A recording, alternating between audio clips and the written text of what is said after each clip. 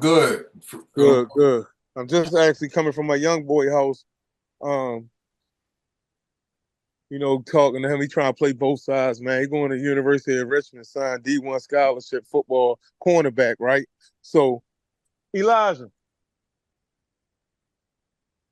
yeah, I mean, literally just walking out his house. So, just making sure he's straight because he's trying to play both sides. You know what I'm saying? Yeah, Boy, you need to focus up. It costs 77,000 to go there each year, and they giving you a full ride. You know what I mean? yeah, Facts. Yeah. yeah. Master P's son just got jammed up playing both sides. Just doing too much, man. Like you know what I'm saying, bro? There's people that Mhm. really gotta hustle, that Yeah, gotta survive. You don't. yeah. Well, hey, let's start it. Three, two, one. What's up, y'all? It's your main man, Jay Sands. Sands on Sports, hip hop and sports entertainment at its finest. That's right, y'all. The big kid is at it again. I haven't said this in a while. The first hip hop and sports podcast started in 2007 with my brother Grap Love. First interview with Royce the 5'9" down at the Sonar, and we've been cranking them out ever since. And we're gonna do.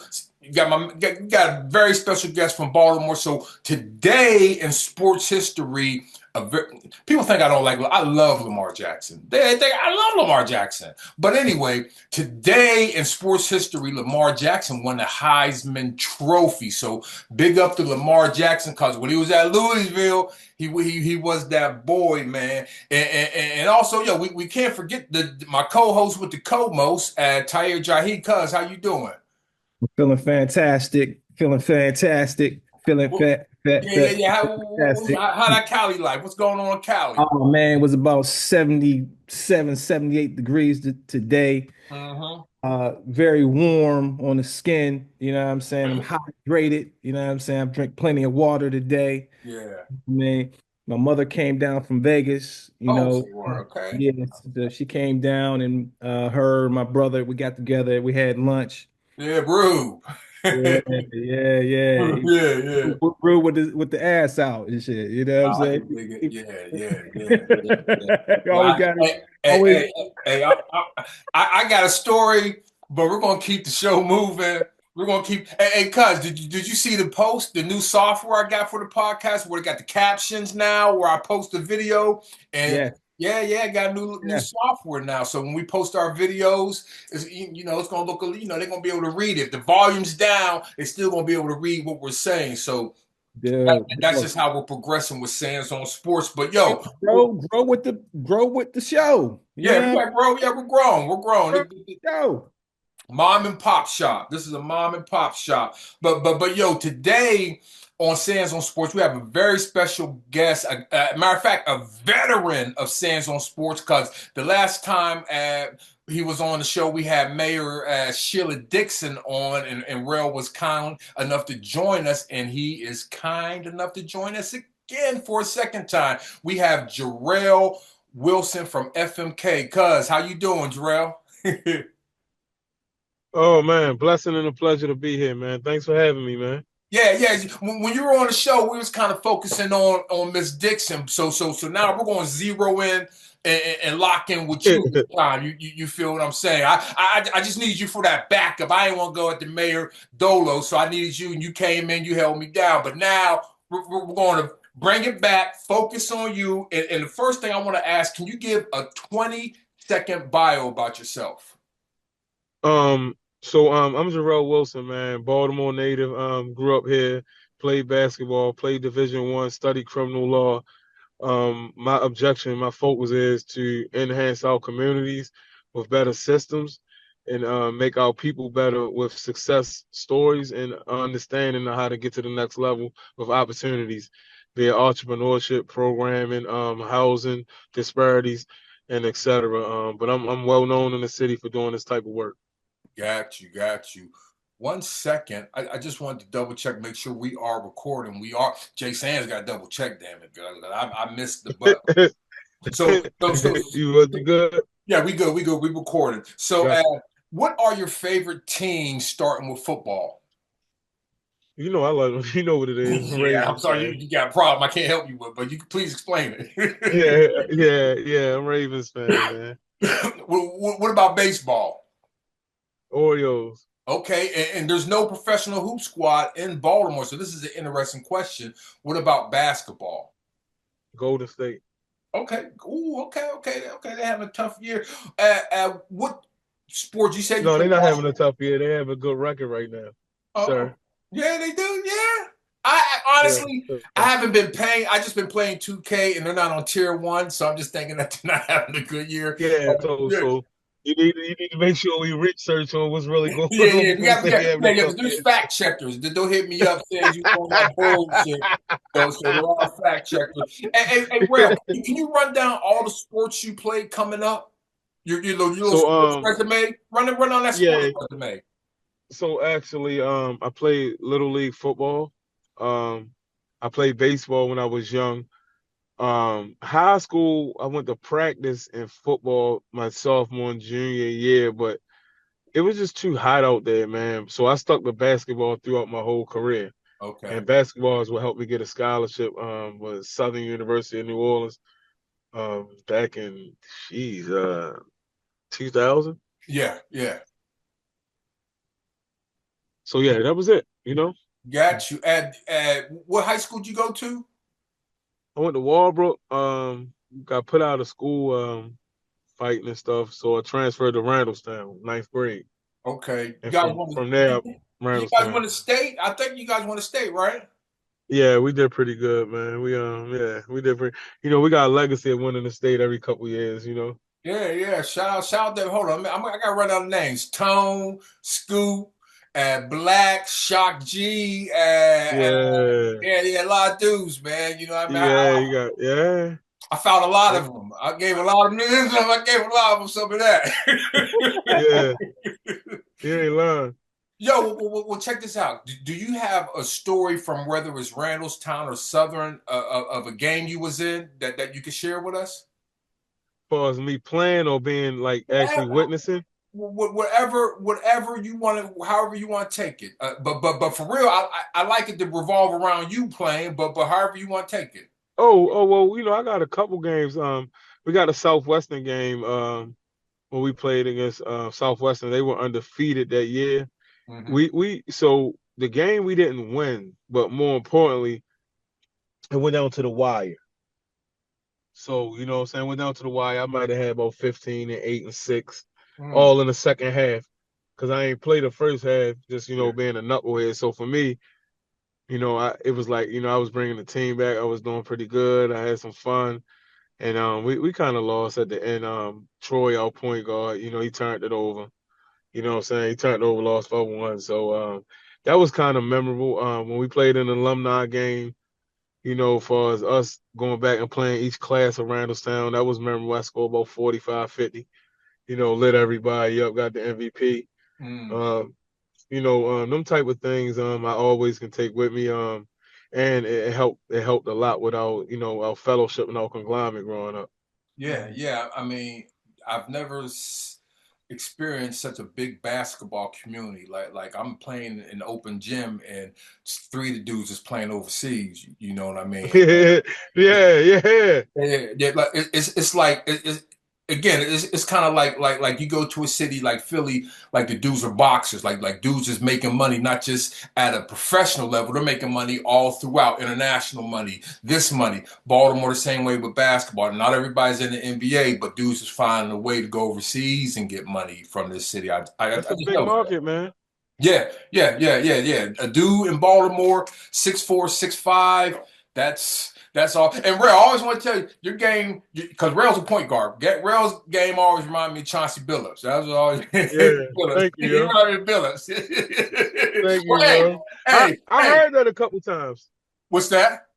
I heard that a couple times Oh yeah, actually. yeah, you got Billups game. You got Billups game. Yeah. Chauncey Billups.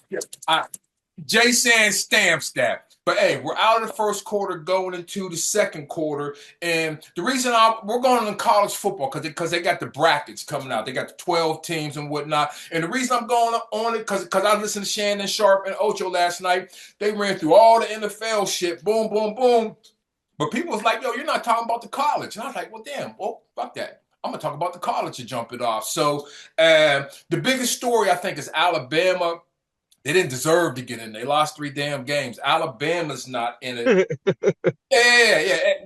So the first week where they got Clemson, Texas, and the great thing about it is that some of these games are going to be in the home stadiums now. So if you're Ohio State and it's snowing in Columbus, you normally they playing in Hawaii, Texas, Arizona. Some of these games are going to be in environments where it's raining, cold, and that's going to be interesting to see in big time bowl games. But yeah, we got what.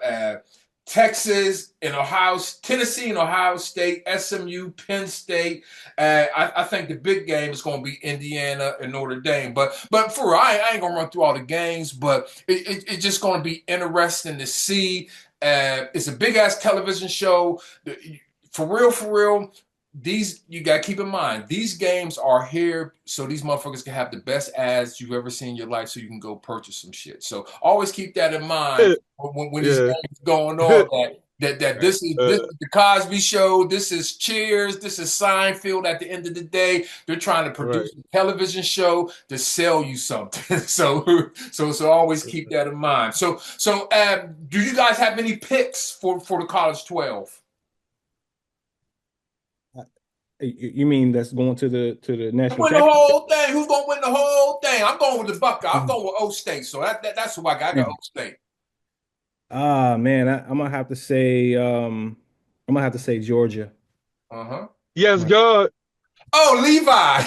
Levi. You already know who I was going with. I'm a Georgia fan since Levi. And I have never liked another college team. Well, I always liked Duke on the basketball tip, but Levi, my little cousin went to Georgia, so I experienced that, like that campus, that life, them 4 years, them games, them people. Yeah. Oh my gosh. I wish I lived down there. I didn't have any college basketball in this, but I'm going to ask your opinion real quick, Rail. You're your college basketball aficionado for this episode. What do you think about the young boy at Duke, Cooper Flag? You dig his game? I'm asking. I need to know. Right. So listen, Cooper Flag is the real deal, sir. Got you. Bottom line. Okay. Cut and dry. Yeah. Ain't got to say nothing else. Oh, okay. Well. Also, the big news with the Heisman. Coach Prime's son, Shador, he didn't make the Heisman. And the thing is that one of the Heisman finalist quarterbacks that are in the finalists, I don't know which one. Shador has more yards than him, more TDs than him, less interceptions than him, but he wasn't invited. Gift and a curse, man. Yeah, exactly. Yeah, I mean, you gotta understand something, man. Deion Sanders, people don't want that man to succeed. Yeah. So now his son really reaching pinnacles and levels that motherfuckers ain't never reached. What that looks like, they got to give him his just due. So when a person have a chance to not give you your just due because they in that position of power, they're going to do that. Like that boy he deserved to be in a Heisman talk. Yeah, you know what I'm saying? He deserved that. Like, and for you don't like they was talking about him all year about that type of stuff. Like Heisman. They were saying honestly, him and his teammate would be the ones that's battling. Yeah. Now all of a sudden, so a lot of that come with his father. Father, real cocky, real arrogant. You know what I'm saying? That and a trickle down. Yeah. In my opinion. Yeah. And also they don't really like black fathers, man. To be honest, it seems you know what I mean? Like it seems Deion is cocky, but I mean he's arguably one of the best cornerbacks to ever do it, right? Yeah, he's also a great father. Maybe one of the best coaches to ever do. But keep going, cuz. Yeah. So not yet. When it comes to you got a lot to go. When it comes to seeing Cam Ward in there and that Shador, that's a tragedy. Yeah, I like Cam. Like Cam Ward tough. He is. But Shador I think is tougher. Yeah. And the reason why I say that man was getting beat up, man. That man ain't have a line and still was producing like that. Right. He was getting back up every chance he got. I don't even remember him really going out being hurt. And if he was, you know what I'm saying? Like, So I'm looking at a lot of stuff. His physical attributes, obviously, the what he brought to the game, the stuff he did, but the ability to stay down, man, dealt with all of that mess. Hey, man, that man ain't have a lineman. He had nobody to protect him. He was getting crushed. Man, Yeah, yeah, he was getting crushed. I don't know how many times he got sacked, but it was like a record or some shit. Times he got sacked. Yeah, you remember we was watching them games last year? One game, what that was Nebraska or somebody? They was just like, Yeah. I thought it was like one time it just became unfair. It was like, damn, is it like 10 of them and 6 of them? You know what I'm saying? Like, I honestly kept counting because it seemed like they had more people. Like, I was like, yo, how do they keep like sacking this boy like this? Yeah, no lie. Well, I guess the Heisman is going to be between Travis Hunter and Jeanty from Boise State. Yeah, you already know who got that. Yeah, I already know, but guess what? Trump's president, so there's politics involved. Guess what? Boise's not in the Power 5, but at all. He's ridiculous out there. He's nice. So there's a lot of nobody's playing both sides like this. Nobody. Not Charles. You will never see this again. Matter of fact, gentlemen, let's thank God that we're actually witnessing something that will never be probably emulated again. And if it is, never to this level. Yeah, I've like I said, Charles Woodson, he dabbed. They had certain packages, but this kid is every down player. He plays every down for real. Coach could put him back on pick and punt return, but he's just like, okay, wait, that's too much. But for the bowl game, he could put him back for kick and punt, and he might run one back too, for real. You know what I mean? I thought it was going to be too small. I thought it was going to, when I saw him come out of high school, I said, going to Jackson State, I said, well, he's real skinny. Well, he's a dog. He's a dog. He wants to get, honestly, with football, it's about who wants to get the damn ball. Who's going to attack the ball? The ball's in the air. Who wants that shit? He wants it. So, and that's what I was going to say to you, Jay. He has the uncanny ability to go get the ball at a high level. Yeah. Like, I mean, I don't give a damn where the ball is at. Yeah. Yeah. And like, again, he don't worry about. That comes from Coach Prime teaching them how to study film. It's not just athletic ability. It's studying too. That boy's a nerd. That boy's a stone cold nerd. You know what I mean? And that's great for him. Great for him. And yeah, so he's studying and he's learning from the best ever on how to study these DBs. Read when the receiver is leaning a little bit. His set ain't the same. So he's just getting the best information ever. So I'm happy for him. I hope he wins it, man. If he doesn't win it, I'm not gonna be mad because I just understand how things work out, man. It's always the fugazi, you know. There's always the fugazi, you know. So I'm just not expecting. I'm not setting myself up to be mad if he don't win it. Yo, you know what he need to study? You know the information you need to study for real is that prenup. That's what you need to study. Yeah. They still going on about him and his girl. I'm gonna leave it alone because I got a girl too, and I don't want to fucking talk about me and my girl, so fuck it. But he's a young man. So look, can y'all hear me? Yeah, I hear you well. So, man, if that man was married to a black girl or holler at a black girl, they wouldn't be saying nothing. Yeah. Really? You think so? People, so because there's been a lot of times where young athletes and young stars be having girlfriends all the time. Yeah. Don't nobody be saying that shit all no other time, like, yo, well, this and that.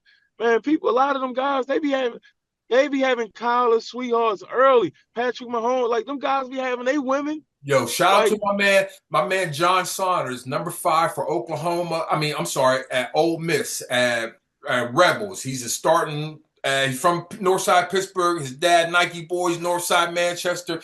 He's married. I love that for him. He started safety for Ole Miss Rebels. He got to be early 20s, and he's married, and he's been married. Right.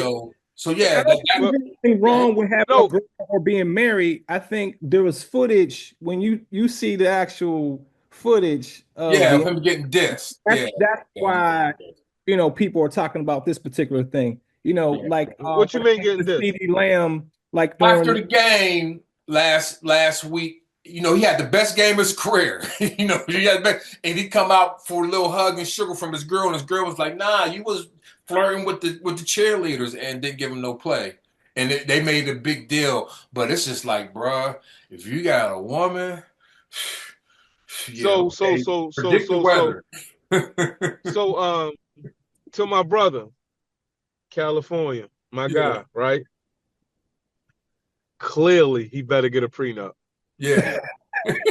Like, listen to me. I'm not debating you one bit. Yeah. Because and honestly, I'm gonna tell you some most realist stuff. When you young like that, man, you have never really even been around the things that can change your life. You really concerned about what you already know. You love what you know.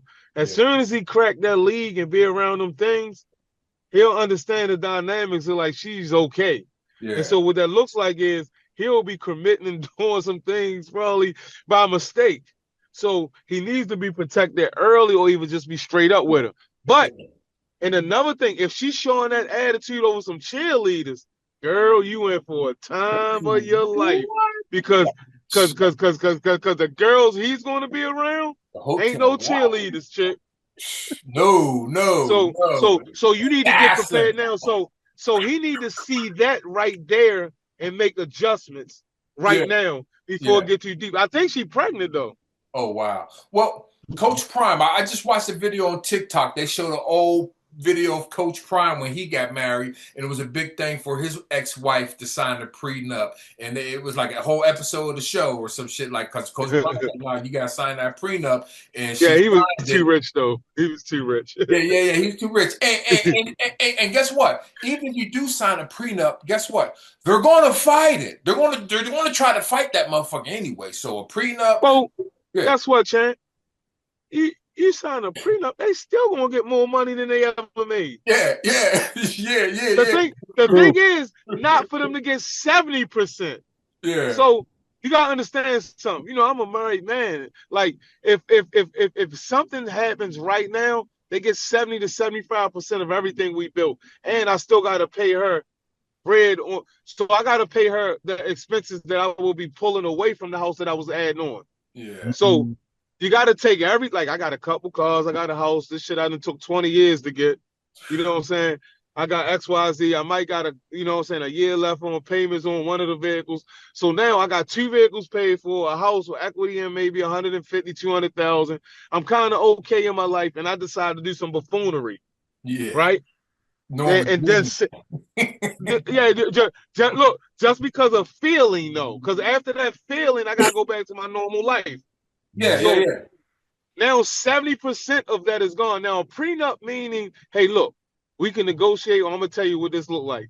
If I do that, so you can put all your demands in, and I really would be like, making sure. Like I think all them guys, they should have certain like I wouldn't say workshops that can explain to them how to make sure they don't be dumbed out. They got those. They got those. Sozy. Yeah, you're right. Yeah, they got those. Hey, because Jalen Green, the boy from the Houston Rockets, he went in and hopped in the chick that's freaking over there. What's her name, man? Ocho Cinco had a couple niggas at her. Oh my God, yeah. What's her name, man? The little light skinned skinny chick. Drea, and she's bad enough to do whatever she's doing. Hey, Rel, whatever Drea's doing, she's bad enough to do it. Hey, listen. Once again, them guys, man, when they young, he was a rook. He just been in the league a couple years. When you get introduced to that power head and that other level, hey, bro, they know what to do, man. They are trained Freak Lisa Ray and them chicks, man. They trained to do these things, man. Travis, that boy got 100 million. All right, I'm gonna suck everything out of him. Hey, look, I predicted Travis Hunter is Dion's ex-wife gonna try to get with Travis Hunter. I already predicted that. Her or Nicole. I mean, one of those two. Bro, try to get with Travis. Listen what I'm saying, man. He's done. You gotta understand something. We live in a different era, man. This era, anything's expected, and I don't put nothing past nobody. Better not. Come on, yo. That lady. Go ahead. No, go ahead. No, keep going. That lady used to watch Michael Jordan's son. Shout out to Michael Jordan's son. Who did I see him getting fucked up with recently? Oh, Nicole Murphy. Yeah, I just saw him with Nicole Murphy. Yeah. She used to watch Michael Jordan's son. No, Scotty. No, not. I mean, come on. She used to watch them kids, Scotty. She's watching the trust fund now. Yeah, you know that's right. Where's that right now? Bitcoin. hey. So you telling me, like, you got Michael Jordan's son and you got Scottie Pippen's son, they hang out together, but now they can't hang out because, you know what I'm saying? Like, that's just crazy, man. That's just crazy, man. Hey, honestly, man, that's some shit I see going on in my neighborhood. That's some shit you see going on in the north side of Pittsburgh. Some Scottie Pippen. Man, somebody help me out here. There's about streets, 5 man. Like Scottie Pippen I know in Pittsburgh. Oh my God. And that's what I was saying though. Like them women, man, they know what to do with them fools, man. Yeah. That's how God designed it. Hey, check this out. We're gonna get the fuck out of this shit, man. But I just got one phrase that pays, whether it's a prenup or not. It's cheaper to keep her. Just always remember that. It's cheaper to keep her. And with that, oh my gosh. Very much so cheaper to keep her. And yo, with that being said, we're gonna keep on the money topic going into halftime. Talk about that boy Juan Soto. Did y'all see what he signed for? $765 million for 15 years. I've been telling dudes for 20 years we need to have baseball camps. Getting these show bucks in the league. Yo, that's 51 million per year. That's 8.5 million per month. That's 314,815 per game. That's 133,000 per hour. 89,947 per shift. 34,900 per inning, 2,000 per minute, $34 per second. Man, and the thing about it is, what I heard is that the reason that he didn't sign back with the Yankees is because I guess something happened with his entourage. They were treating his entourage back because, again, the Mets only paid $5 million more. The Yankees offered $760 million, but he said no to them. But it was because 2 incidents, one with his driver and one with his family, where the Yankees kicked him out of the stadium. And so whoever did that shit, they're going to be on Indeed.com this week because you lost him because of customer service, basically. Treat the players horribly. So yeah, that's what happened with Juan Soto. And I'm just like, cuz who's going to be the first person to sign for $1 billion? Dude, I don't think he's alive yet. I think he probably just was born. How old is Shohei Ohtani? Shohei Ohtani is 30 years old. He's not getting who. Hey, so I mean, we are dealing with inflation out here, so yeah. Somebody's going to touch $1 billion before 2026. Next year, somebody's going to have $1 billion contract. Think so? By next year? I believe so. Yeah. I mean, it might be Mike Trout or somebody, but somebody. Hey, you know what? Since we had this on the last show, we're going to do this now. We're going to do this now. Hey, chat. Who's going to be the first athlete to get paid $1 billion contract? Chat GPT, man. We in the shit. So we send the shit. Rail coming back in. He driving, so he in and out. Yeah, man. God damn, It's man. He all trying to good. set me up. Hey, Rail. I just asked Rail. I'm on AI now. I just asked my artificial intelligent assistant who's going to be the first athlete to get $1 billion contract. What do you mean? LeBron James already got one. You talking about just straight up contract from the league, Straight billion up, dollars. like Juan Soto got 765 million for 15 years for the Mets. Well, first and foremost, is going to be a baseball player. That's Okay. first and foremost, because they the only ones going to kick out that. Yeah. You know what I'm saying? So now when we look at the baseball, I think what's my guy? He from the Dodgers or what's my young boy? He about 6'5". Dang, what's his name? He gonna get some money, man. He young though. I got a You know, question. Would it be a soccer player? possibility. Damn right. Yeah. I Very mean, much so. I'm cheating. I'm looking at what my AI sent me. Look at my chat Sure. GPT. They said the Messi cat, Cristiano Ronaldo, or maybe Victor Wembanyama might be the first motherfucker to get $1 billion. That motherfucker ain't got to do nothing but look at the rim and he put it in. That's all he got to do. I seen him do a reverse alley oop. He was just standing on his 2 feet, just bop. Yeah. Hey man, let me tell you, man.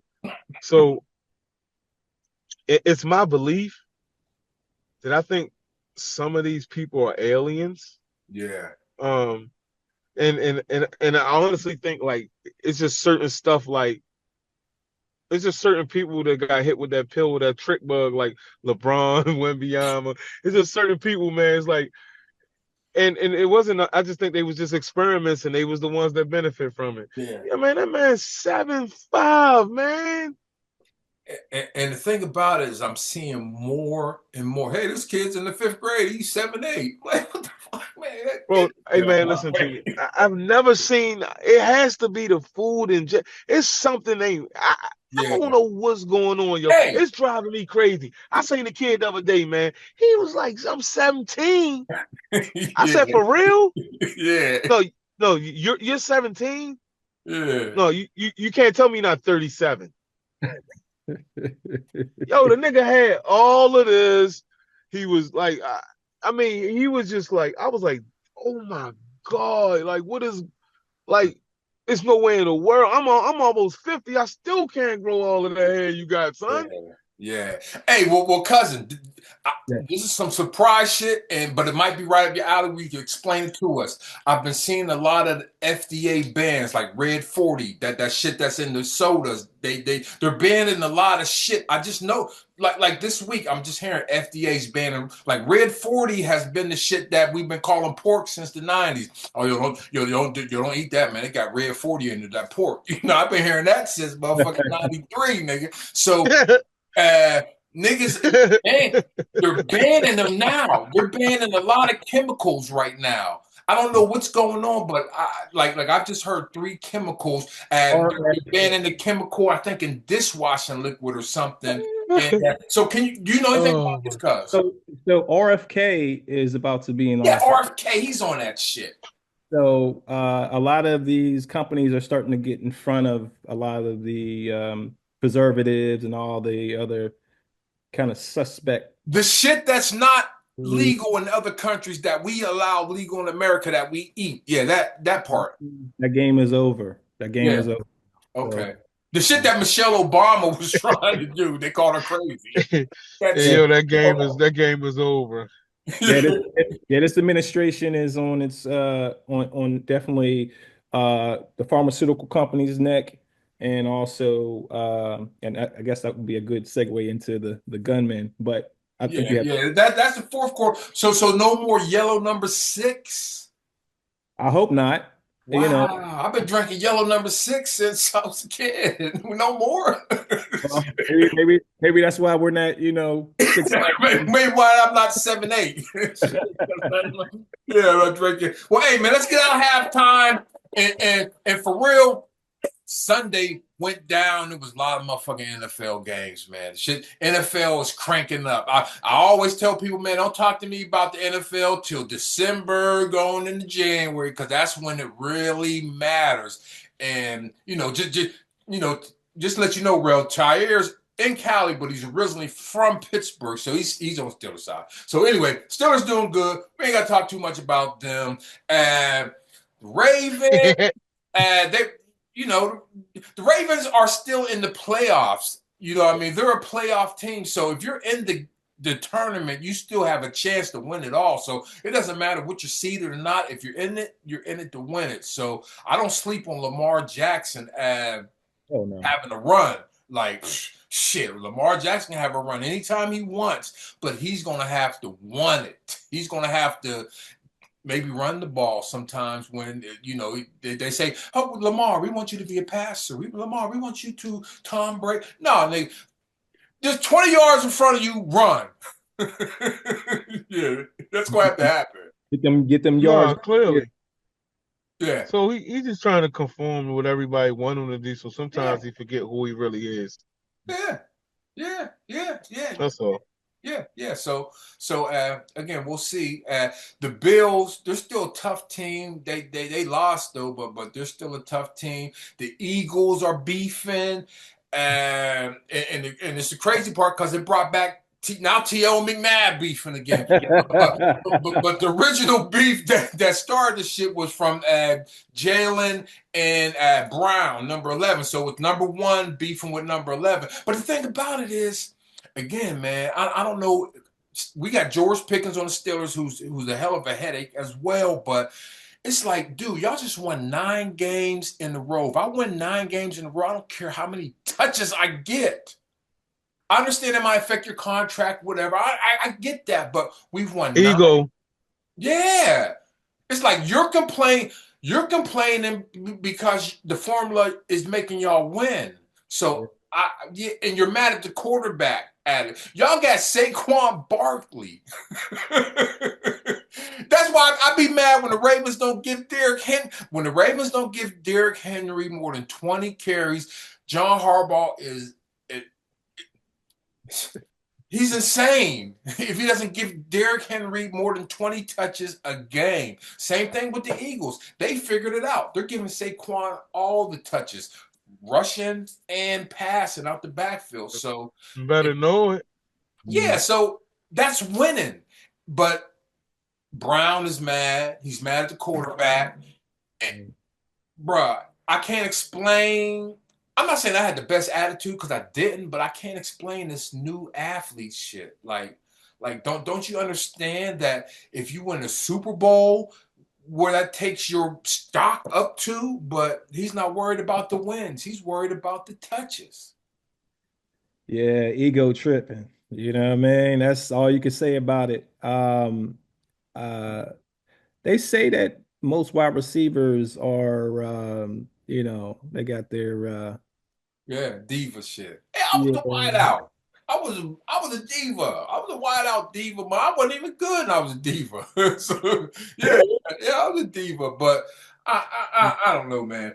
Uh, but the interesting thing is that somebody asked McNabb about Jalen Hurts and Brown beefing, and McNabb made a quote, and then of course T.O. got under the quote and was like, "Well, motherfucker, if you would have did this, that maybe we would have had a Super Bowl." So don't so now T.O. McNabb is at it 20 years, 10 years after the fact. So yeah, it's just you know wild stuff. the difference between those two beefs is McNabb and TO's were a bit more personal. Yeah. Yeah, like to hear the story where who's the other wide receiver for the Eagles, young boy, number 10. Right now, No. This was years ago. He was I- well, Deshaun Jackson, not Deshaun. there you go. He was Deshaun nice. Yeah. Jackson had a story about McNabb. where he became like Pro Bowl. He's like a Pro Bowl. He was selected to the Pro Bowl, Yeah. and he basically said that McNabb said that he didn't deserve it. Oh You know wow. what I'm saying? So McNabb has this, I don't That's a know. hater. Yeah, he got some hater. Um, so not that I'm siding with either or, but I would feel some type of way if my quarterback said that about me being selected by my peers. You know what Yeah. I'm saying? I, Theo so had one of the best Super Bowl appearances from a wide receiver with screws in his ankle that game. yes, So yes. I, I don't know. T.O. performed everywhere he was as a wide receiver, and arguably one of the best wide receivers in the top five to ever do it. Period. In my Yeah, mind, you know what I mean. yeah, So yeah. Yeah, yeah, yeah. It's just I hate that we're talking about because it's just drama. But guess what? We're about to go into more drama, and this is a question I kind of want to stay above ground with it, but I saw 50 Cent post. 50 Cent. He's a clown. 50 Cent. he be trolling. He be I trolling. fuck with 50. I like 50. 50. I fuck with 50. Let me tell a story. Yo, I was at the Gavin. The Gavin's 2001. And this was after Ghostface and Ray and them left that thing on the end of the tape where they threatened 50 Cent, right? So I go to Gavin, boom. And this is right after How to Rob, but before the Eminem deal, you know what I mean? So it was like the Gavin convention's going on, and Wu-Tang's coming to San Francisco to murder this nigga. You know what I mean? So Mm. I'm seeing Titty Ted special. All the DJs are there, so I'm seeing them, and then I'm seeing 50 Cent. I'm standing right next to 50 Cent, like damn. And again, it's not 50 Cent now that runs Stars and runs all the networks. It's 50 Cent that everybody from Wu-Tang is trying to kill. So I'm just gonna stand 10 feet away from you guys to jump off. But yeah, that was a time I remember that, man. Like, damn, I was standing next to 50 Cent for like 15 minutes, man. But You think about your own life. I was not getting close to that nigga. And there's another rapper. What's the dude? Chief Keef. Seen him at the fucking Rock. What's the shit in Miami? Oh my God. What's the shit called? Smoking Loud. I seen him and his niggas. And this was right after a nigga got shot the day before. I seen him and his dudes come to the gas station. Man, I pulled out that motherfucking gas. So fast, they got more gas in my. But anyway, hey. We ain't gonna talk about how I'm acting like a motherfucking punk ass bitch on motherfucking Sam Sports. We're gonna go to the fourth quarter, and no, fuck it, Or is it purple? we're gonna keep it going. The third quarter Okay. is we're talking about the NFL Right. and the Jay-Z stuff. Forget the Okay. salacious P. Diddy stuff. 50 Cent posted. Damn, yeah, because I was referencing 50 Cent. Man, I be smoking, drinking before I do this shit. Sometimes it hits a train wreck. But we're back on point. And yeah, 50 was like, is the NFL still going on? Like, is the Oh, NFL still the Super happening? Bowl, the Super So, Bowl. Yeah. so my question is, do you think the NFL is about to cut ties with Jay-Z? I'm gonna say no. Okay. I'm Yeah. gonna say no. I think it's a little too early. Too Uh, early. yeah, I think they'll get through this particular Super Bowl before they get that push Too to. much. Yeah. They got to get a little bit more salacious at this point before the NFL says peace to Jay-Z. Yeah. Yeah. Yeah. That's my opinion. Yeah. You know. Yeah. Okay. I, Thank I you. just I just hate that people could be a John Doe and put out information out there, right? That Jane Doe shit fucked me up. When I seen Jane Doe, I'm like, oh man, what Yeah, that mean, Jane Doe? yeah, When I saw that, I said Jane Doe. But again, I understand because guess what? I got a daughter, and if my daughter was in that type of thing, I want her to be able to protect. So I get it. But I man, don't believe it. They need more people. yeah, they need more. Hey, look, check it out. again, if we learn anything about America, America is a capitalistic society. I don't Red believe it. wins. If you're gonna go at Jay-Z, if you're gonna go at Jay-Z, that's like going at Sosa and fucking Scarface. You better be prepared and ready to go to war. Fuck you talking about? You're not just going at Jay-Z, you're going at Well, Beyonce too. You gotta go first at, of all, you talking about a 13-year-old girl. yeah, exactly. Like, I just don't see. I see them boys doing some stuff in their Yeah, past or whatever, yeah, but not the nobody 13 years old, man. I don't. man. And it sucks that people put this information out there Yeah, and then it's the court of public opinion without no real substance and anything to kind of support what's being said. You know what I mean? And people go on their tangents with it. That's the sucky part. I just hope whatever foul shit that went down to anybody, period, in the industry, because we do know that a lot of foul shit is going down in the industry yeah, for sure. Do I believe this? I'm not, I don't necessarily believe it, but yeah. I don't put nothing past nobody either. But I'm not going to listen to what y'all got to say on the internet and convince me otherwise, though. That's for sure. I I need think to. this is a public service announcement I'm going to do on the show all the time. Research what the fuck you see. Because honestly, you see with Drake suing UMG, you see the bots. The bots stand out now. You know what I mean? To an extent where, oh, damn, that's a bot making a comment, or that's a bot making that shit. And then you got publications like the New York Post or whatever that, again, just kind of, sauce it up a little bit, maybe not be factual, but it sounds good. And then you have the AI. So it's not even about the headline no more. You can have the face, the voice, the video of the person either committing the act, saying the act. So it's about to get real tricky. So my PSA is, if you have something that you're passionate about and you get information that triggers you, dive in, do more research just to find out if it's true. Because again, there are high paying jobs for people just to give you fake shit. Al Sharpton jumped off the Brooklyn Bridge or whatever. Al Sharpton's in Cali. Fuck you talk. So there's just that's what society is now. They give you something to throw you off, give you the no look. The motherfuckers try and give you no look all day. All day, no look pass. So you got to be able to decipher your information. So I'm not saying there's too much information to just pick through everything to see if it's real. But if it's something that is triggering you or taking you someplace that might take a lot of energy and time, you might want to check it out first. You know what I mean? Check out the source. Call the motherfucker. Everybody can be talked to. You send a motherfucker a DM. Nigga, did you really? You know what I mean? Because it's going to get worse. Matter of fact, hold on. Out of the motherfucking third quarter out to the fourth quarter, we got to do it over because I was high, drunk, and forgot where the fuck we was at. But now we're right where we're fucking supposed to be. And we're talking about the boy from Baltimore. I had an outline of how I wanted to attack the fourth quarter. I wanted to talk about FMK first, but we're going to end the shit on FMK, and we're going to just tackle the shit right here. So the boy from Baltimore that killed that insurance CEO.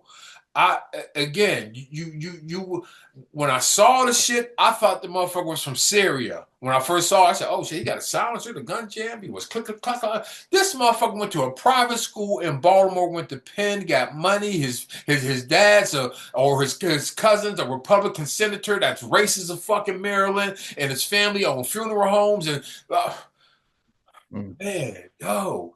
And the thing about it that is that Baltimore gets the plug.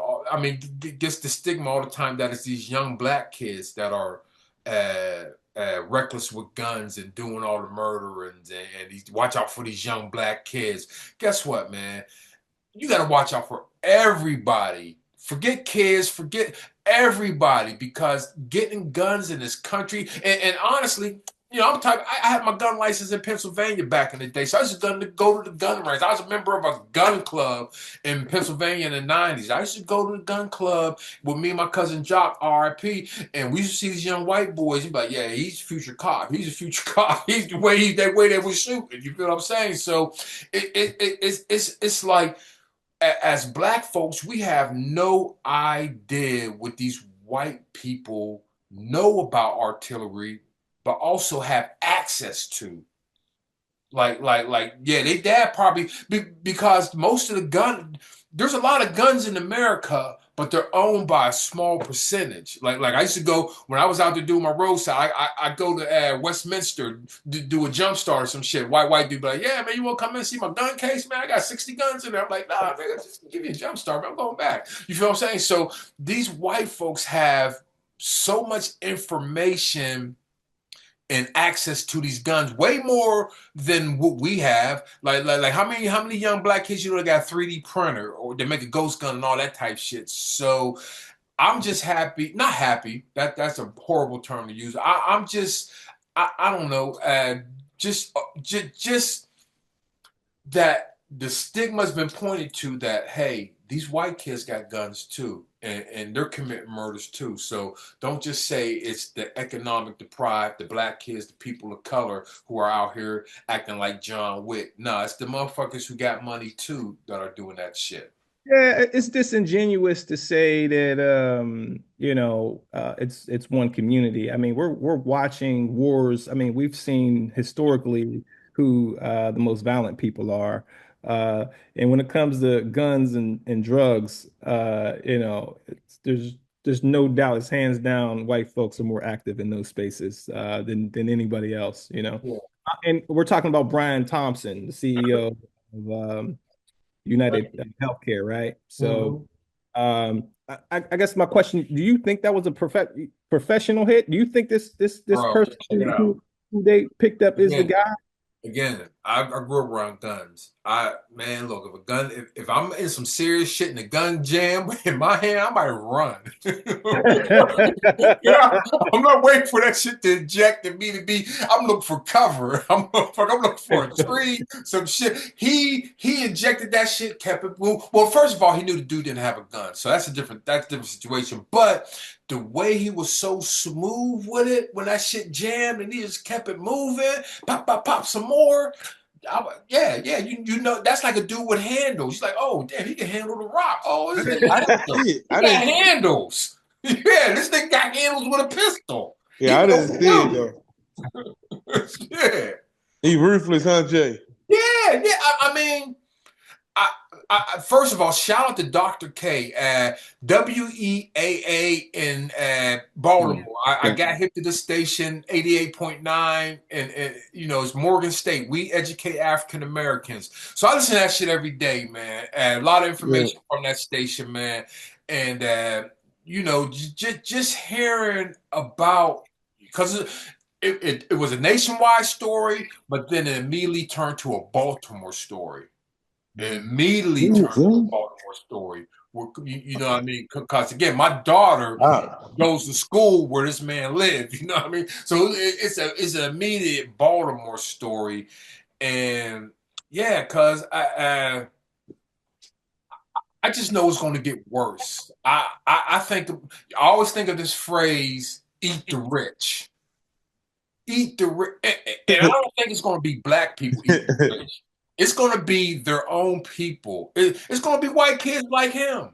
Did you see when they was locking him up? You seen him? Yeah. You see he was yelling some stuff? He's not the only one, Rail. He's not the only no. No, listen to me. It's Children of the Corn. There's a whole bunch of them. They out there. Yeah. They out. They see what their parents are doing with their money and power. They're watching this again. This kid is not some kid who was hurt. This kid had money. Again, I heard about his family. That he was.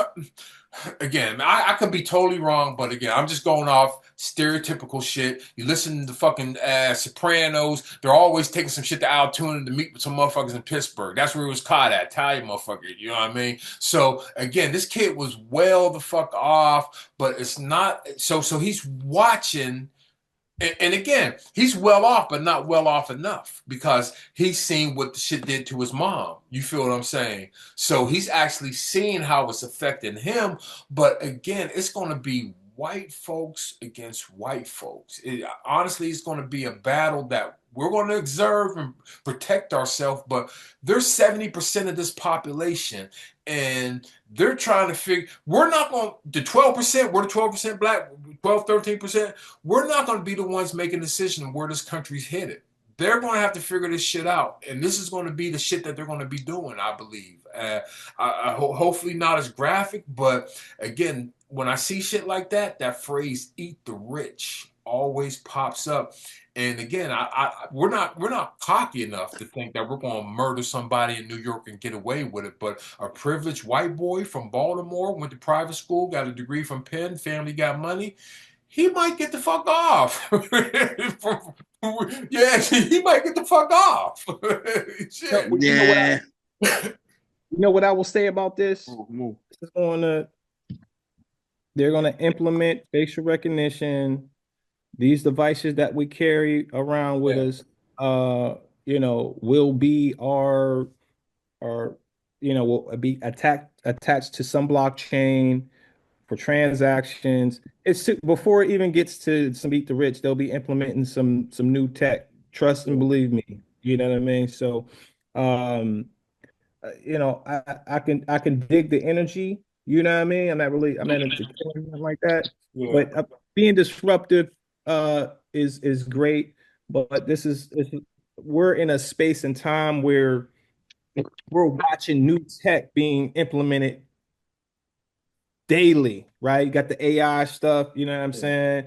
You got the metaverse stuff, you got the Web3 stuff, right? So when I hear stories like that and people, showing a rebellious spirit, it's only going to give a response in a way where people are gonna justify implementing cameras that are able to identify who you are, Yeah. where you came from, where you're going, all that type of tech. So we also got to be careful in that space. I remember going to London in like 98, 99. Yeah, I think it was Asheru, J Live. I think that's and they were and every stoplight there was a camera. And the dude was explaining like, yeah, they can get you from if you took a walk from this side of the city all the way to that side of the city, you will be on camera. This is the 90s in London and whatnot. And so I've always not been waiting for America to get to it, but yeah, we're to it. I got this in my hand. If you got one of these in your hand, don't commit a crime. If you got one of these in your hand, don't commit a crime because it's not going to work, man. But so yeah, man. The boy's caught. We'll see how the justice system deals with it. Honestly, I got a million other things I got to do besides that shit. You know what I mean? So I'm gonna keep. Matter of fact, Rel, I want to talk about the kids in Baltimore. Now I had an outlook. I got a daughter who will be in the streets in a few years, 18 years old, you know what I mean, hanging out in Towson, hanging out downtown at Power Plant, hanging out wherever, DC or whatever. So I felt like maybe 5, 6 years ago that I need to start pouring into organizations that are helping out the youth in the city. Because if you don't pour into it, if you don't pour into that kid, that might be the kid that gets you. So I always had that mentality, like nigga, I'm giving back because I'm a good guy. But also, I better help this motherfucker out because he might get me. get that nigga a little play so that motherfucker don't get me. So that's always been my shit, man. And there's organizations that I've reached out to. Again, FMK. That is the heart because these are dudes that I've met when I first got here down here. Like, like 2005, some shit. These are guys that before it even I knew anything about it, we was hooping, hanging, chilling, getting to know each other. And so I've seen firsthand what they do with kids. And again, it's just about a lot of people are too scared to stand next to these kids to even find out what's going on with them. You know what I mean? They don't want to go to where they live to help because they're too scared. So shout out to my man Uncle T with Challenge for Change. That's another brother in Baltimore. That again, I search people out, man, because I'm happily in a position. I got little resources, man. So if I can help out, and it ain't even about the biggest resource to help out is time. Forget money, your time and effort in any cause will be more important than money. Unless you got millions, then we talk about something different. But besides that, if your time and effort, and I don't have the time like that, but brothers like Jerel have the time every day. Wake up, help kids. Wake up, help kids. Wake up, help families. Wake up, help kids. Wake up. You know what I mean? That's what he's dedicated his life for. So, Jerel, man, just let us know about the kids and what FMK has done, but also what you're going to do. It's kind of like football, man. Coach don't want to talk about last year. We don't talk about the team we're facing next week. You know what I mean? So let us know what's the future. I see you got the T-shirt on, so let us rock your logo. You know what I mean? T-shirt, jacket. We got merch. We got merch. You can buy it from Jay Sands at a slight markup, but I'll get it to you. But we got merch. Yeah, man. First and foremost, want to thank God, man, for the platform to be in a position. Thank you for trusting and believing what we do. Been knowing you for probably 20 years plus. Yeah. So you've been watching the movement from day one. You've been seeing how we actually captivated a group of youth, a group of young, great men, and built them up over these 20 plus years. Because you see what they're doing in life. Yeah. I try to exemplify leadership, man, and show them that it's another way besides the way that we always accustomed to doing. And whatever that looks like, because everybody has a different route of being a professional. It don't have to be an athlete, man. You can be an engineer, a doctor. Hell, you can go ahead and collect nails as long as you're the best person in the world going in your craft or being the best at what you can do. You know what I'm saying? So, for my kids was designed, man, to have each individual achieve their success and better themselves with the decisions, the opportunities. But obviously it was hard for them to get them opportunities in the hood. Man, they don't have no resources. They don't have no gyms. They don't have no coaches. They don't have nobody that want to put in the work and not receive money for it. Mm-hmm. Like, who cares to help another young brother that you don't want to see die or go to jail? Well, I do. Me and my team do. You know what I'm saying? So for years, we put in that work, man. We built up, hey, look, this is what this looks like. I say, hey, look, my best friend, my brother, who's not here no more, Keon Carpenter, he played in the NFL for 9 years. He died suddenly, man. Had an aneurysm jogging with his son. So it was like, we was always rivalries in sports and whatever. We became real good, tight friends and then business partners. So when he died, it was like, man, he started me. We working these kids out. We helping these guys. People want to gravitate to somebody that's in the NFL. Yeah. So it wasn't really too hard. I was cool. I did what I did. He in the league. All right, man. We helping kids. Okay, we want to get help. You know what I'm saying? Yeah. We built that up, man, with the trust, working them out, getting them college opportunities, certifications, entrepreneurs. Alex Schultz, he got his own real estate company. Terrell Robbins, he got a trucking company. These guys were kids when we dealt with them. Now they have their own families and well secured financially. So motion detected at the back. What that looks like is building up our programs, building up our systems, man. And over the years, helping over like 5,000-7,000 people. Housing, our housing program, we're probably number one in the state now. I know we was number 2 6 months ago. We actually get vouchers from the city, from the mayor's office, to help with homeless disparity. So anybody that comes in and need a house or apartment or rapid refunding or disability housing, we upload them in the system. We make sure their paperwork is straight. We case manage them, and we put them in a portal. And that portal takes, a couple of weeks to 30 days.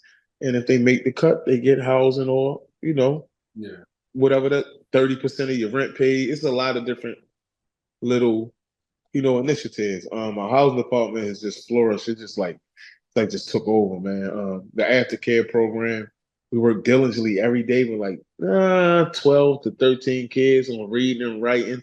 In Baltimore City, man, 78% of our youth read on the fourth grade level. Um, so what that looks like for me is fucking disheartening and sickening. So my aftercare program is not divine or designated towards sports and fun. Yeah. It's designated towards what is the fucking need. Yeah. He can't read, she can't read, they can't do this and that. All right, fix that. Okay, can they communicate? All right, fix that. Do they have social skills? Fix that. Do they need therapy? Fix that. So I do assessment. Not me per se, but I got a team. Yeah. Anybody that come in, I can't help you if I don't know what you went through up here. Yeah. So, and that's my ideology thought because of my career, my information, my criminal law, like my experience. Like, it's the best way to help somebody is to help their mental first. Fix your brain, hey, are you eating good? All right, let's fix your stomach now, nigga, because I know you're hungry. You know what I'm saying? Motherfucker can't think good if he ain't got nothing to eat. You know what I'm saying? So it's just like, all right, man, but I can't put all of this in your brain and you're hungry. So make sure your stomach straight, fix your brain. Your mental okay? All right, man. Well, here's the plan, champ. Yeah. You know what I'm saying? So what that looks like is over the years, development of all them guys going to college and all that. So our housing program, our mentorship program, our therapy program,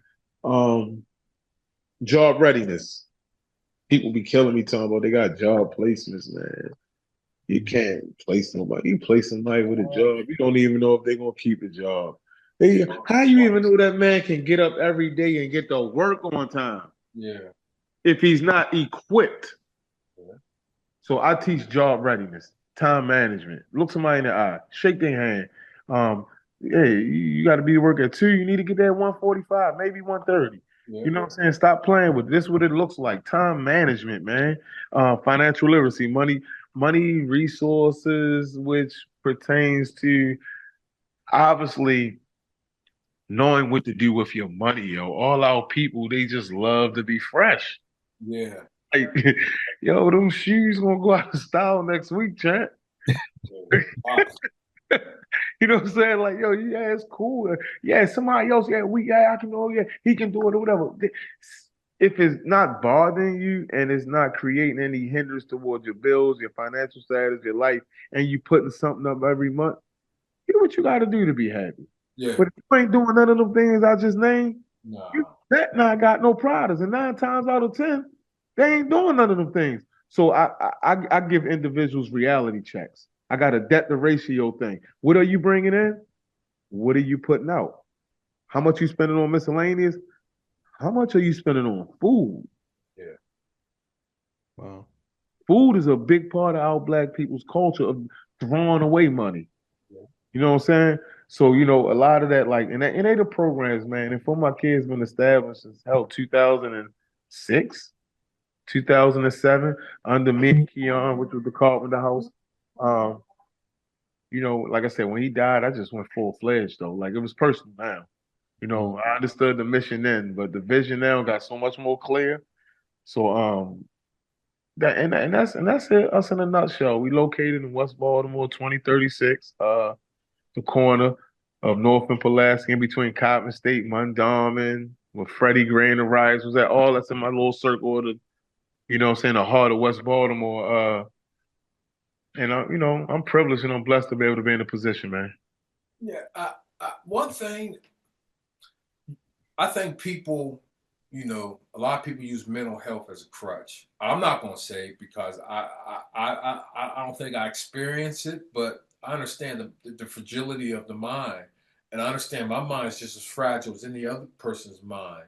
But mental health seems to be a topic I hear in Baltimore a lot. They like to throw the term lead paint kids and all this other stuff around. But I hear the term mental health a lot in this city. And how do you guys deal with mental health issues with people? So first of all, it's a lot of fluff. Uh-huh. Like you hear it a lot because everybody use something for a scapegoat. Yeah. People don't like a reality check, man. Okay. You know what I'm saying? Granted, people are going through a lot of things, but stop using it for an excuse to be phony, or stop using it for an excuse to not win or go out here and be great. Yeah. You know what I'm saying? Now, think about when we was growing up. Think about how life was. Every day was an issue. Yes, it was. It was something every day mentally that you had to work and deal with. But now all of a sudden, because social media and the way life is, everything is 10 times more and exposed more. A lot of people do need some mental health treatment. They do need a therapist. They do need people they could talk to. Some people do need medication, Remeron, Depakote. They do need that stuff to bring them back in. I get it, but stop using it as a number one. Like you said, I hear that a lot. I hear a lot. Yeah. It kills me because I'm gonna be straight up with y'all. How you pronounce your name? Tahir. It's Tahir. Tahir. When we were non-compliant or disruptive or had issues, and our parents said 2 or 3 things to us more than once, we got our ass whipped. You hear me? And when we got our ass whipped, whatever mental breakdown you thought, it fixed. That was relevant. Am I telling accurate shit? Yeah, or you get on the low. You ain't talking about he or she gotta go see their therapist. They ain't take their medication. Nah, I got my medication with that belt.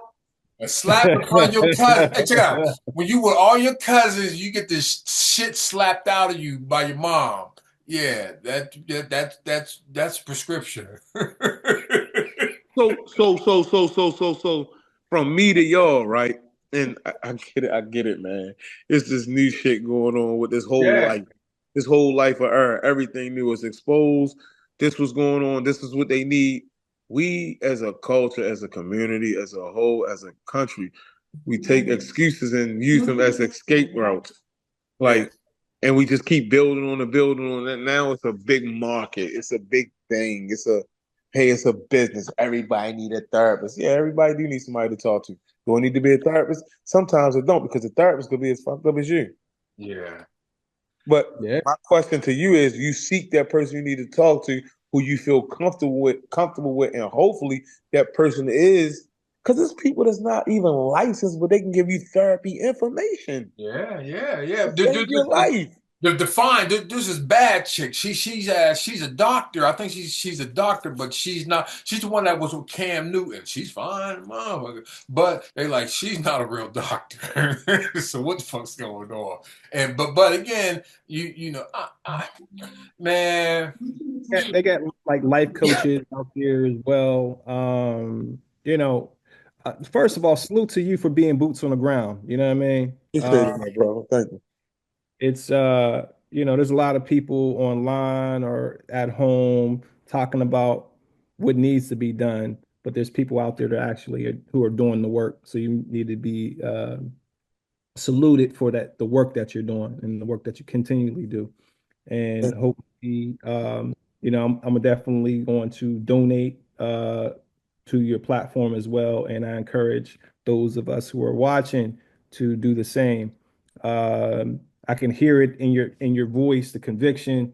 You're like, yo, like I fix problems. And me being I'm into computer coding, and that world is about fixing problems. And people say, well, how do I code? You got to find the problem, right? And then you actually implement X, Y, Z to figure out what the problem is. And that seems like what you're doing with these children is reprogramming, you know what I mean? Saying, okay, I don't necessarily know what your problem is, but this is where we get to communicate. Tell me what your issues is so I can figure out if I can help you or not. You know what I'm saying? Right.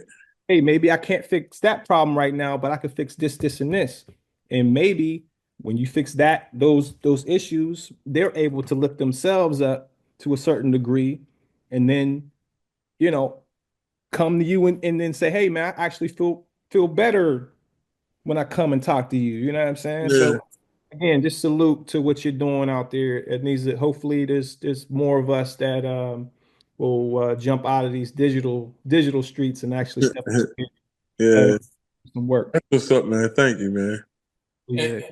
and that's the thing, because digital streets, that's great. Because the thought that I'm having, uh, life is pushing more and more towards more digital streets than actual analog streets where real people are at. So that means that we're dealing with the mind more than the physical. We're dealing with more people can, yeah, we're dealing with the mind more than the physical. So if we have a society of mental instability or mental illness, and we're entering a world where it's controlled by the mind, where the fuck are we going? Motion detected at the backyard. Hey, you asked a question too, and I didn't even answer it. You What's said, that? "How do we deal with the mental health first?" Yeah. How so the ability to get a relationship. The ability relationships is everything. So before I can get here, I gotta establish that baseline. Like they not trusting me with none of that stuff if they not comfortable. Mm-hmm. So safety is one. I gotta make it safe. It gotta be safe. The environment has to be comfortable to relinquish needs first. Then I gotta build a relationship. You know what I'm saying? I gotta build a relationship. And sometimes a relationship takes a minute. Because nobody's gonna really open up like that to say, I'm fine, I'm cool, I'm gonna let you in. You know what I'm saying? So, Jay, they them couple things that's important. Hey, Ty. They them couple things that's important more so establishing the baseline, building a relationship, and then now you following through with the plan, and then now you keeping up with them. It's two things that separates therapy from counseling. I could tell you all day. 7-Eleven is around the corner from your house. Here's the directions. But then I could say, hey, look, follow me, or I'm gonna walk with you and show you what 7-Eleven is at. I can counsel you all day, bro, or I can really give you some therapy and show you. So, like for me, they them things that separate. That's how we deal with the mental health. That's how we deal with therapy. Like, man, you trying to hear that shit talking about you need some medication, man. No, let's sit down and put a plan together. Once we put this plan together, I'm not only gonna set you up like this guy, Robert Howard. He come home 38 years in, man. He on my page. I don't know if you seen. I posted him. The dude come home from prison. I've seen it. Yeah, 38 in, right? Uh-huh. He can't do nothing. Yeah. Do nothing. Don't know what a computer, a laptop, tablet, a mouse, or nothing. He heard about all this stuff, but ask him how to navigate anything, he confused. Yeah. As he should be. He did 38, right? Yeah. So kind of disturbing because I don't know why my jails ain't got programs in that can educate these guys to know how to move and navigate and look for jobs and resume writing and XYZ if I'm gonna spend 30 in. But we'll get to that. We'll get to that another well, that's not what they're there for. They're there to make labor. I get it. I get it. So Robert Howard would come home. So I don't got the time for real, because I know what this take getting this guy locked in. You know what I'm saying? Yeah. So I takes him up to Career Center. They sits him down. They tells me, they say, he don't know nothing, man. He don't even know how to get to the next page. He don't know how to. So I said, I don't think you read the intake form or the referral. The man has been incarcerated for 38 and a half years for murder. He just got out 2 months ago. I don't know what he know. I'm bringing him to y'all so we can figure out what he don't know, and then we can tag team everything. Yeah. But since y'all the career development, and I'm the pipeline to the guys and to the reform, the guys who coming home, help me to help them. Yeah. So she know how people be, man. I'm gonna tell you something about our people too. We so like, I don't know, man. When we got the power or the ego, we got a tendency to talk to each other like we below, like they beneath, like, you know what I'm saying? Like, stop doing that, man. I'm in the music business. I know all about Like, it. stop doing that. Hey, you know, my brother's on the phone. Your value is like, so I don't know. You might got $100 in your account. I might got 60 in mine. You might got 80 in yours. But what I'm saying is we all have something in our account. Mm-hmm. So we all have a value. I don't know what top dollar that value is, but I know damn sure well we value and we have a value and we value each other. So what that looks like is I'm no better than you, man. Yeah. So talk to me like we bosses. I'm a CEO of a company that started a franchise, man. I got 7 employees. I'm not talking to you like you got 7. I'm talking to you like you got 10. Yeah. Yeah. You know what I'm saying? Like I honor relationships. I honor respect. Yes, sir. No, man. Why are you talking to me like that when you work for somebody else? I pay myself. You get what I'm saying? Like, but I'm so humble you wouldn't even notice. Yeah, people say what up. No, I work with a company that I helps a nonprofit. I never say I'm the exec. I never say my title. I help a nonprofit. Once you realize what's going on, hey, oh, that's Jerel. Oh yeah, oh, that's what's going on there. Because it ain't never about me, man. Yeah. You know what I'm saying? So, but that piece, man, that's the thing, man. You know, the safety, the relationships. Then actually showing them like, damn, he told me I could do this. A lot of people, they can tell somebody everything, but are you really showing them? Yeah. So I'm gonna walk you around the corner, show you what 7-Eleven at. I'm gonna go in there and help you cop a Slurpee and show you how to get your change versus telling you bring me my change back. And so like that's the difference, Jay. Yeah. In the brand. Work. And why we are other people have a lot of service, they provide a lot of service. And I tell people all the time, you can provide somebody a first class jet, but what you can't provide them is the people that's on it. Yeah. Mm-hmm. You know what I'm saying? That shit got to be in you and not on you. So for me, everybody that works with us, and you know, majority of these people is really passion driven because of what we believe in, the values, the morals. Yeah. All of us had jobs. We were hardworking people. We ain't come in this business trying to get a dollar. We come to this business strictly for the mission. And that's why I think it flourishes. That's why I think we getting much success because, you know, like God sees all the work that's in the efforts that's put in, and he knows that it's not done intentionally for a certain fee. It's just done because we love to do it. Yeah. And then like we always had that stigma with Keon because that's what we built. And then when he left, it was just like, hey, that's what they do over there. Yeah, that's what they do, yeah. That's what they do. You know what I'm saying? The man, look, I'm with the man the other night, man. Went to the little man inauguration. Yeah, I wanted to ask. Hey, honestly, that was the next thing I was going to ask you. So go ahead. I wanted to ask you about how you feel about the mayor. So go ahead. He I done had several run-ins with him before he was the mayor. He came to Keon funeral. You know, he spoke a lot. So a lot of times I can't really get, you know, face to face with him, right? So you know, yeah, they taking pictures. They all like to do that thing, man. So for like 2 years, I've just been the one like I'm not even gonna go around and hang with these people and be up under them like that. But for 2 years, I've been taking a lot of flack from like my board members and the people around me. Like, you got to be at these places, you got to hang with these people. So I refuse to be like somebody else to be involved. Yeah. But this nonprofit stuff, I got to go to certain stuff because that's just what requires the business. So I'm at the mayor's thing, right? And I really got a lot to say to him because I really need him, right? But I got to be careful how I say things because my one thing I could say, he could just be like, "No, I'm fine." You know what I mean? So I got all these people around me, man. They taking all these pictures and stuff. So I said, Brandon, like at some point, man, you really got to sit down with me. You know, we've been knowing each other for a long time. Now I know you're aware and follow what I do. Yeah. You know, this guy said, he said, Jay Sands, I got you, man. He said, no, he said, I'm just saying, I'm reenacting. He said, Jerel, I got you, man. I know what's going on with for my kids. I know what's going on.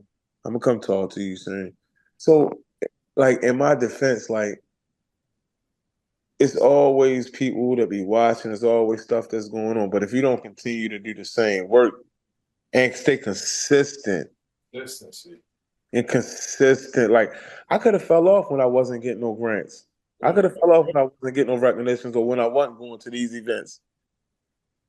All I did was kind of like up and up. You know what I mean? Like I'm going harder and harder. So, my consistency, man, and my I think my dedication was the two things that kind of like power me in, and me going to more of the political things now and being a voice for my guys in the reform, the Jessup Correctional Facility, and being a voice for my guys who the kids that's great get time if they get caught with the 45 or the 9, they ready to do straight 10. So now I'm a liaison, I'm an advocate now because I was each one of them guys before, and being a what they say, a stakeholder, call me a stakeholder now. So being a stakeholder in my community, I have a voice. And so my voice would also translate to the youth that can't speak for themselves. You know what I mean? Yeah. This is what we need, man. This is why we need it. All right, it's okay. Like, no, we can't penalize them for this, but we can do this. So, and okay, that might work and it might not work. But hey, look, this is the coping mechanism. Let's give another strategy towards it, man. These kids are dying, champ. Yo, we number, man. These kids are dying. Like, you see this shit going on out here, man? Look, check it out. I think one of the things, matter of fact, I was following the page. Then for like maybe 3 years, I stopped following because I couldn't take the shit. Murder Inc. Murder Inc. I just let. But I'm following it again. But I had to leave that shit alone for like 3 years because it was just too traumatizing. Just stories and not. But motion detected at the back line. It's just I don't know. I always felt like Baltimore is a majority. There's maybe 3, 4 cities in America where there's majority black people. So, and Baltimore's one of those cities. So I always felt like if America was going to experiment some bullshit, maybe it's redlining, maybe it's something, whatever chess move America was going to experiment against black folks, they weren't going to do it in Idaho. They were going to do it in Baltimore, where all the black folks are at. So sometimes when I see the outcome of some situation, I'm just like, that's just the wickedness of this country and its plot, and like this was for a 12-year-old to kill an 11-year-old. I mean, it sounds very simplistic when you just see, okay, the parent left the gun out or whatever, and something happened. I don't know, but it I try to. Hey, we hear them stories like so freaking much. Mm-hmm. Like so freaking much. Like, how is this kid shooting another kid, and why he get possession of the gun? And then we hear, hey, this kid was playing with a gun. Then he hear that, oh well, no, they just carried guns. They was shooting each other because they was arguing at each other. So many different levels of it. Yeah, Like, it's sickening, man. It's really sickening. Like, it's just sickening, man. You got to step away again. You got to think about the 80s, and then you just have to watch it just trickle down from. I remember the 80s. I remember the 80s well, and it just makes sense now where I see where we're at, and I've watched all the shit that we've done. But like there has been progression, but there has been an all assault attack against black people in this country. On every level, from education to healthcare. We're being attacked, and I don't know. Moving to Baltimore, I was optimistic. Wow, everybody's black. God damn, this is great. Mayors, just wow, black women mayors. Oh my, 3 in a row. God, we do it to ourselves, where the man. fuck we at? Oz? But hey, no. we do it to ourselves, big dog. Yeah. So hundreds and hundreds of years we was fighting them, just demographics, man. We had to get about that hole. We had to get about that slave ship. What I'm saying is when we get to an element and a point in life where, and I'm not perfect, but what I'm saying is when you continue to do certain things, you allow yourself to be ignorant, man. Yeah. Like, and all I'm saying is, brothers, just help me out for a second, man. Like, I got a good friend. Michael Vick is a good friend of mine. Okay. That was just bonehead shit. And you know what I'm saying? You allowed your guys to fight dogs and you put up bread for them knowing they was doing it. Right or wrong. Yeah. T.I. T.I., you till this day, you still be getting in trouble here in Tiny every couple years or something. Like, we do it to ourselves. And what I'm saying is the attack on black people, because we are crime on crime black people, so we don't even stick to each other like when we supposed to. Like we out here killing each other quick over a pack of grass or an ounce of something. I don't even know how it works, but we killing Cutting each me other. off in traffic, you'll die in Baltimore on 695 or So 80. you seen the kid they left slumped the other day? I seen a few of them, not one. So again, I'm just saying, like yeah, last week they shot him on the mhm, beltway. yeah, yeah. Like what I'm saying is, what roads like what you just like? Okay, he rolled his window down, he cut you off. Like what did he do for you to shoot that man and left that man slumped like that? You know what I'm saying? Like we will never know that, whatever interaction. But that's the mindset, like black on black crime. We can't even get over that. So now, any chance that one of our black leaders get in trouble, they gonna smack. It's example getting set. It has to be. You was foolish enough to keep doing this. Yeah. You made it. You made it. Why did you go back and do that?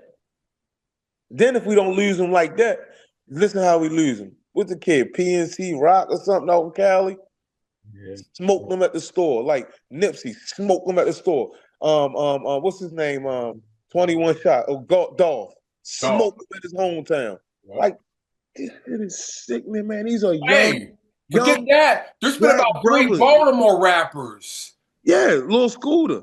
Yeah, Smoked, yeah. The Lord Scooter. Yeah, I remember smoked him. them. Yeah. Smoked them We doing right shit with after the Puff. basketball, right after the celebrity game. When all the stars are in town. Like, he smoked that man 3:30 in the evening. Like,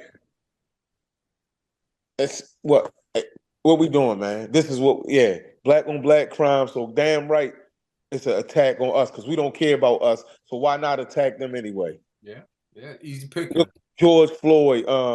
What's my man name? I just came from St. Louis at the youth conference. Oh, Mike Mike Brown. Brown. Mike Mike Brown. Brown. You know what I'm Yeah. saying? I met his parents like what 2 weeks ago. Yeah. You know what I'm saying? At the youth conference I was at, each section had an area of different leaders that was speaking about certain things, capacity building, relationships, just things, nonprofit, just a lot of different topics. Mike Brown family was there. I had an intriguing conversation with them, man. Like we got to understand something. Like the funny thing is, we got 100 Mike Brown parents here. You get what I'm saying? So that for me, there wasn't nothing different that I went through. The only difference was the way that they were carrying it versus how we carry it. The Yeah. police. You Yeah. get what I'm saying? But when I say the black on black crime, man, that shit is I'm gonna tell you like my uncle told me, and he's dead and resting gone. It's gonna get worse before it get better. Get worse, man. Life is about to get worse. And that's the thing they don't understand because, again, if I'm one thing, disappointed, man. I'm disappointed in all this stuff, though. I'm disappointed in our leaders. I'm disappointed in our systems. I'm just disappointed, man. You got a guy like Trump, and I ain't hating on him. Like he just does what he want. Like it's just no accountability across the no world, yo. accountability for anyone. For anyone. The people running this country are right now, or who will be running this country next year after January 20th, from I don't even know Elon why. Musk to Trump to his whole cabinet, everybody's worth over $600 billion. Yeah, no, absolutely. I know exactly them guys and them groups and them families you're talking about. What I'm saying is, I don't even know why we got a president. That man, like, it's just amazing, man. We shouldn't even have to have a president. We just get a collective committee amongst, like, let the cabinet. It's just phony, man. It's just phony. It's Yeah. all phony. At the end of the day, doing the work that you're doing, right? Boots on the ground, people advocating for themselves, uh, people being able to form coalitions uh, in your own republic, right? Your own state, your own, Yeah. Mhm. um, the federal government going to be the federal government, at the end of the day. But I think the work that you're doing is the way, right? Um, more of us black men saying, you know what, we're going to be the head of our families. We are going to step out in these streets and demand more from, the young people that are willing to receive, some insight, some perspective, some wisdom. We're watching decentralization of everything that we hold dear, right? Like power, water, currency, and so it is sad to hear these things, but also um, I'm excited to see as we know what's happening, those of us who stand up on our 2 feet and actually do this work. You know what I'm saying? Be able to create tools, innovate, because we know the one thing that I push back on when it comes to the politics, there's a lot of people who see Donald Trump in office and they're like, this dude is this dude is not. He is, right? You start thinking about all the horrible things. But I look at the old administration as well, and I see a lot of horrid things as well, right? And so my pushback to folks is at least we know what's happening in this particular administration, so we can do the work ourselves. We're not depending on big government to take care of us, to look out for us, give us resources. Hence, what we just talked about is doing for ourselves. You know, when I lived so I went to school in South Carolina, right there in Orangeburg. Man, I would go to Columbia and some of those little offshoot cities and experience all types of racism, straight out outright. You know what I mean? And then when I moved out to the West, out here in Cali, what I mean, everybody's talking about like, you know, we all together, people of color, white folks, you know what I'm saying? It's a very liberal type of vibe. And I've gotten more snake energy out here than I got in the South. You know what I'm Yeah. saying? I actually prefer knowing who is who. Tell me who you are so I can respond in a way that I need to respond. Right, So, right. yeah, that's all I say about No, that. no, no, no, absolutely though. I dig that. Hey, look, you familiar with Rock Hill, South Carolina? Rock Hill, yeah, absolutely. How far that was from you? Not too far, right? Rock Hill was from Orangeburg, probably about 30 minutes.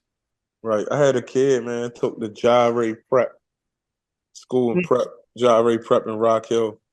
Yeah, Okay. took him down there, paid me and Keon paid for him to go to school. We drove him and his family down there. Yep, Oh, it was Rock Hill prep right outside of South Carolina. oh, Yeah. yeah. I was down there for 4.5 years, and I loved it there, even though people drew the lines on where they were. You know what I'm saying? I was just like, Yeah. yo, I learned a great deal coming from Pittsburgh and going down to the South. I was so heartened being in Pittsburgh. You know what I mean? I was, people would just even look at me. I'd be like ready to fight. You know what I mean? To going down South and people saying hello, good morning. You know what I mean? Yeah, learned behavior. That part. So environment creates a different person. You know what I'm saying? That's right. Man, this life, this world, man, it gives us all these different things. And you might have been raised a certain way, but when you get to another element, it's always a different way, a level of raise, or a different culture of living. And it's Facts. like, wow. So sometimes adjustment is the biggest part. You know what I'm saying? That adjust. If you don't get if you don't like I was telling people, like, we at the point right now, if you don't adjust right now to what's going on, you actually like 5 to 10 years behind. Mm.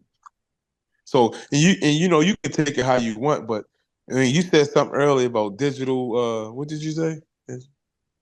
Some of the digital, the ones that the digital guys. But anyway, them guys like them guys are winning, man. Yeah. You know what I'm saying? Like 10 years ago, man, we you got all these slicks Well, tough guys. Man, I'll tell you what, man. I was about to end the podcast, but fuck all this, man. I'm gonna take the music. I just download Serato sample. That is some shit where you could take a Marvin Gaye or Temptations or Michael Jackson record. Mm-hmm.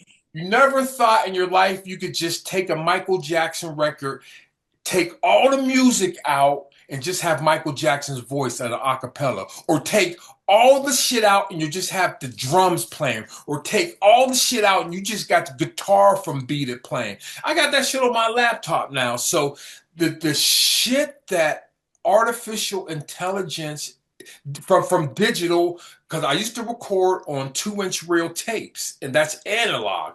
This digital shit, I don't even know what the I don't even know how to classify. Like, that is some alien technology. How are you separating a left and right stereo into separate? You're taking the recording process backwards. So again, we're moving human existence into this digital realm. And nigga, I mean, I probably won't be alive for it. I'm just trying to hopefully prepare my daughter and my family members that are younger for it. But I don't, this digital shit, digital nigga. Like again, I understand digital music, you know what I mean? But digital life, So, nigga. so yo, listen to me. Like when he said that about, yeah, congrats and shouts out to the guys, you guys in boots on the ground. And to us, the guys, the digital, he said digital something, right? I forgot the other words you used. Uh, what digital streets? I can't remember, but I think it was Digital Streets.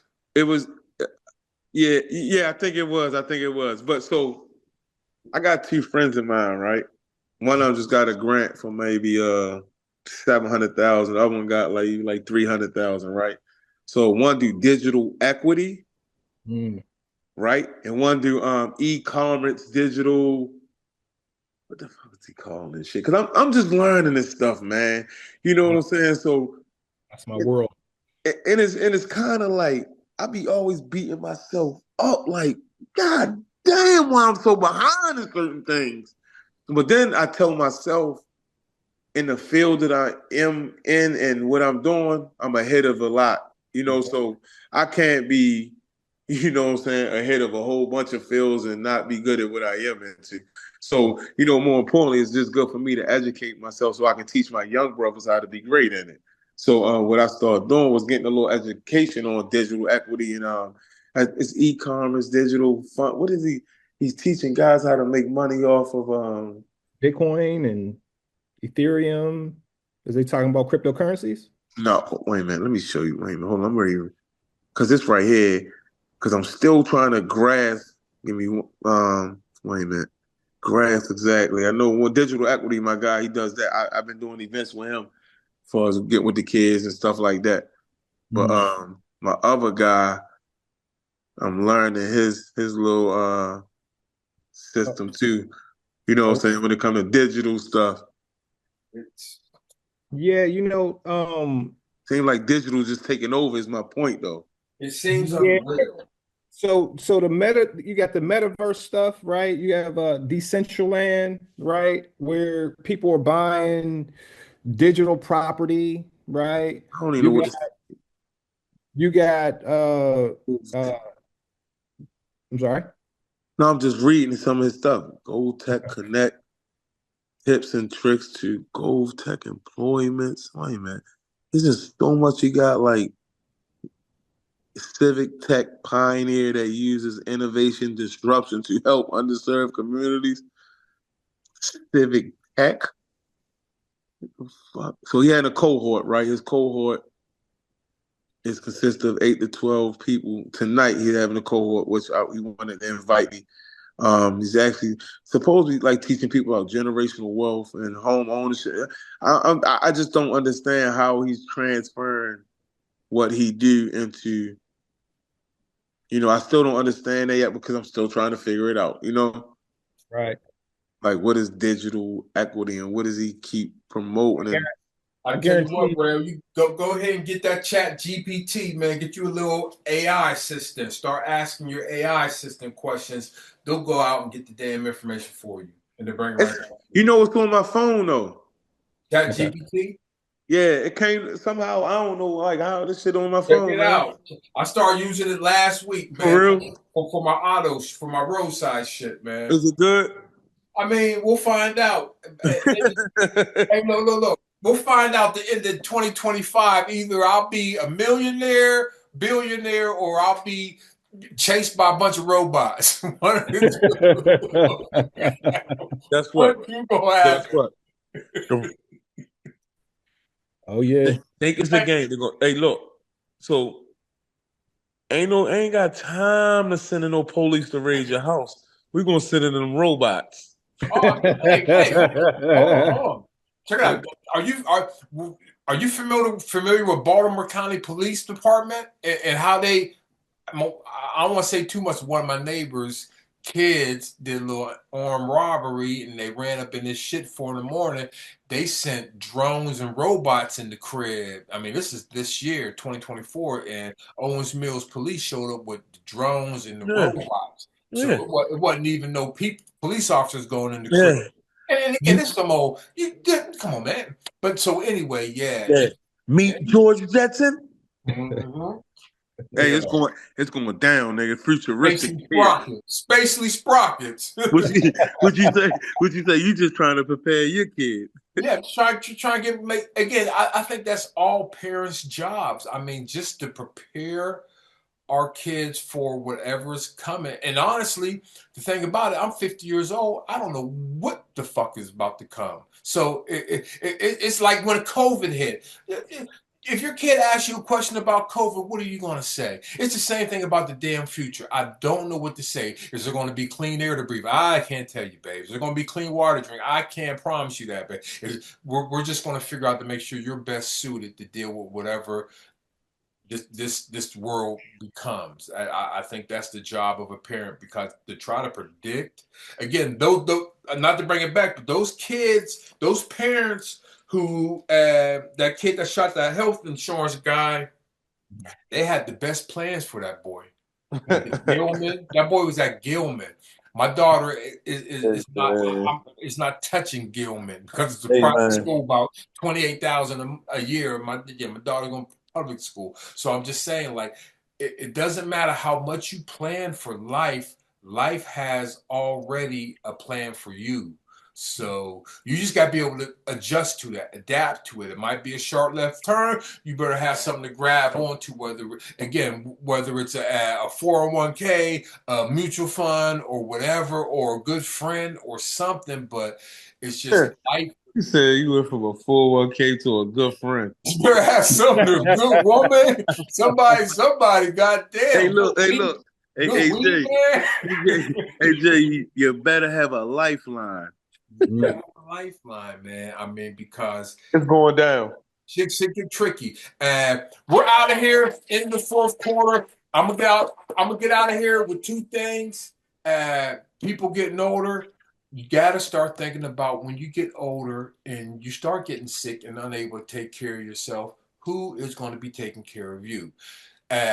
Second thing, Mark Gastineau. I just happened to stumble on Mark Gastineau today, chasing down Brett Favre, mad to the motherfucker because he gave Michael Strahan that sack.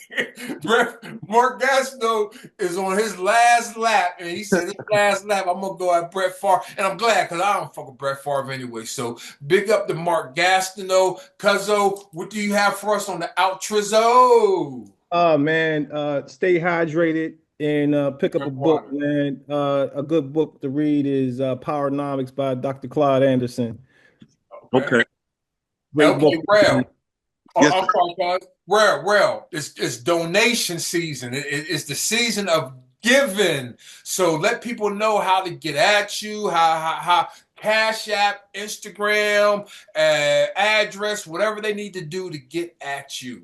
So, first of all, we having 2 Christmas initiatives, man, where we helping over 150 kids. And it's just not about gifts. They getting meals, they getting resources, they getting games. But more importantly, like the kids thinking at that time that they're just getting gifts. We actually got stations where they're actually getting little 15, 20-minute workshops, spelling bees, little curriculum. So we having it at the Reginald F. Lewis Museum, famous Reginald F. Lewis Museum, on Saturday the 14th and the 23rd. Anybody that want to help out, like resources is everything, man. So I need some extra hands. I always need some extra hands. You want to pick a toy up or two, like a family is $150, a kid is 50. Cash App, dollar sign, for my kids for life. PayPal is for my kids. You do have a tax write-off. You can get an EIN number off my nonprofit if you support or donate anything. We'll actually give you a shout out according to like the time of the donation. Like you get a shout out in the morning, you get a shout out in the evening at certain times. So we try to do whatever we can to kind of like promote our partners and also, you know, encourage our people to support more by giving awareness and knowledge. So 2036 West North Avenue. You can Google For My Kids with a Z. And Jay, I got to put my shout out together. Shouts out to Jay Sands for his donation. He's sponsoring a couple families, which every year he always helped me out with something. For the last, hey, it's been football numbers, man. So I just want to say thanks, man. Since day one, you always been a stand up guy and and have been supporting my movement, and that's like priceless, man. Thank you, Oh, man. thank you, man. I know it's going to a good spot, man. I know it's going to some good. I know it's going to do some good, so that's all I care about. Well, hey, man, Jay says that's Tahir Jahi. That's Jerel Wilson. This is Sands on Sports. We out of here, y'all. Peace.